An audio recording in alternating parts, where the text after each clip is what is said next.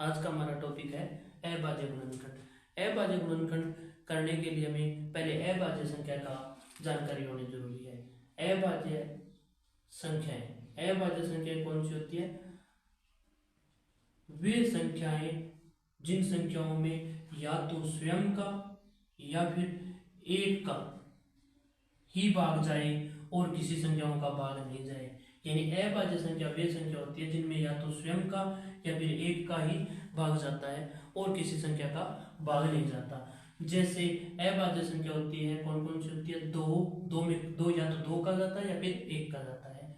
फिर तीन के बाद में 5, 7 के बाद में 11 के बाद में 13 के बाद में 17 के बाद में 19 के बाद में 23, 2, 3, 5, 7, 11, 13, 17, 19, 23 कोई भी संख्या को देख लो। जैसे 23 है, 23 में या तो 23 का भाग जाता है या फिर 1 का जाता है। इन संख्याओं को क्या कहते हैं? अभाज्य संख्याएं। अब अभाज्य गुणनखंड, हमें अभाज्य गुणनखंड में इन्हीं संख्याओं का क्या करना है? गुणनखंड करना है। यानी सबसे पहले 2 का देखना है, 2 का भाग जाएगा कि नहीं जाएगा। फिर 3 का देखना है, फिर 5 का, फिर 7 का। जैसे 2 का, 3 का और 5 का भाग नियम क्या होता है? 2 का भाग नियम होता है किसी भी संख्या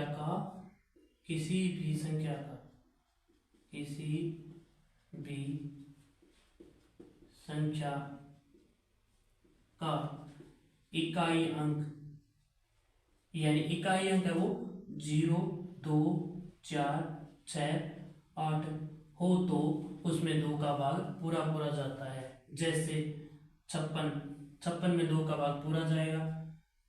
जैसे 58 में पूरा जाएगा। 76 में पूरा जाएगा। 3 का भाग नियम, जो संख्या दी गई है उस संख्या के अंकों को आपस में जोड़ ले। संख्या के अंकों को जोड़ने पर 3 का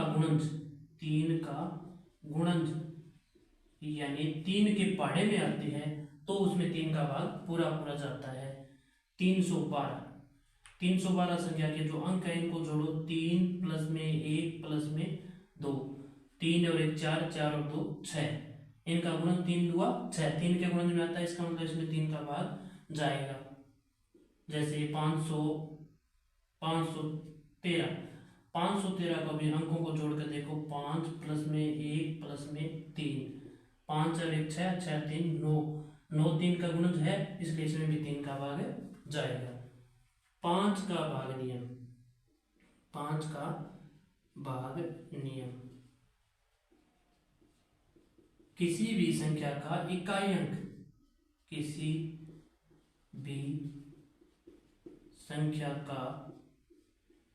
इकाई अंक,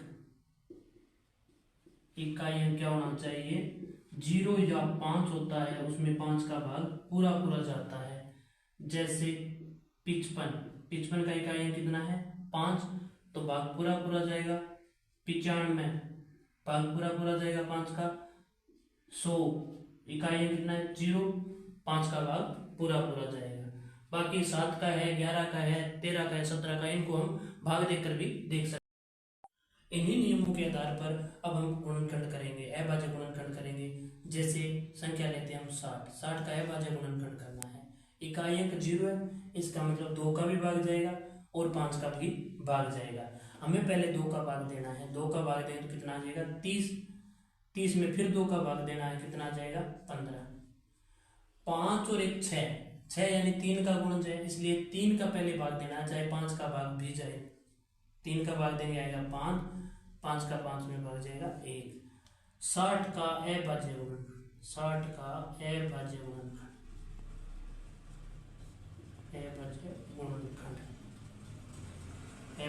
हो जाएगा 2 × 2 × 3 × 5, 5 दिया 15, 15 दुआ 30, 30 दुआ 60।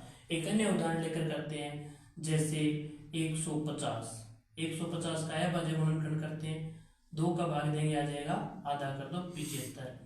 75, 7 और 5 होते हैं 12, यानी ऐसे देखना 7 प्लस में 5 12, 12 3 का गुणज है इसलिए 3 का भाग जाएगा, 3 का भाग देंगे कितना आ जाएगा 25। 5 और 2 7, 3 का गुणज नहीं है, इकाई अंक विषम संख्या इसलिए 2 का भाग भी नहीं जाएगा, इकाई अंक 5 होने के कारण 5 का जाएगा, 5 5 25 और फिर 5 का देते हैं 1, यानी 150 का अभाज्य गुणनखंड हो गया 2 इंटू 3 इंटू 5 इंटू 5। एक अन्य उदाहरण लेते हैं 900, 900 का अभाज्य गुणनखंड करते हैं, इकाई अंक 0 है इसलिए 2 का भाग जाएगा, 2 का भाग देंगे तो आ जाएगी ये 450, फिर 2 का भाग जाएगा कितना आ जाएगा 225, 225। अभी इकाई अंक 2 4 6 8 नहीं है इसलिए क्या हो जाएगा इसमें 2 का भाग तो नहीं जाएगा, 5 2 प्लस में 2 प्लस में 5 यानी हो गया 9, 9 3 का गुणज है इसलिए इसमें 3 का भाग जाएगा। अब इसमें 3 का भाग जाएगा कितना आ जाएगा 7 तिया 21, 5 5 तिया 15, फिर 7 और 2 7 और 5 12, 12 3 का गुणज है फिर 3 का भाग जाएगा कितना आ जाएगा 25, 25 में 3 का भाग नहीं जाता, 5 का देंगे 5 5 25, फिर 5 का भाग देंगे आ जाएगा 1, यानी अब 900 का अभाज्य गुणनखंड हो गया 900 का अभाज्य गुणनखंड, 900 का अभाज्य गुणनखंड, 900 का अभाज्य गुणनखंड हो गया 2 इंटू 2 3 इंटू 3 5 इंटू 5, ये हो गया 900 का अभाज्य गुणनखंड। हमारा वीडियो पसंद आए तो उसे लाइक करें और चैनल को सब्सक्राइब करें।